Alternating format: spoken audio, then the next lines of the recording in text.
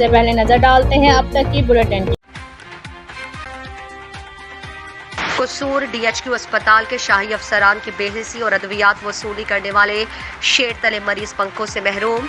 जिला कसूर से हम डीएचक्यू अस्पताल के अमले की बेहिसी बहुत सी तब्दीलियां रूनमा तो हो गई, मगर आने वाले मरीजों के लिए ठंडे पानी समेत पंखों का इंतजाम नहीं किया गया। दूर दराज से आए मरीज लंबी लंबी लाइनों में लगकर शदीद हफ्स और गर्मी में बगैर पंखों के अद्वियात वसूली करने लगे।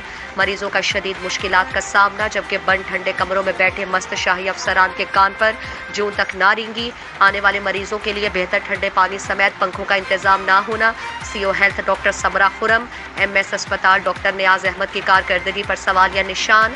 आने वाले मरीजों का कहना है कि एक तो अद्वियात मौसूली के लिए लंबी कतार में लगना पड़ता है और एक दो स्टाफ अमला अद्वियात देते हैं, जिससे काफ़ी वक्त ज़ाया होता है।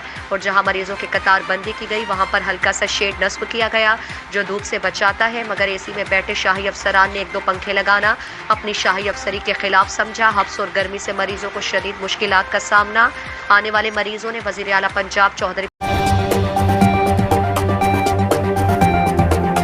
Double Jump Safe House. Safeguard Liquid Hand.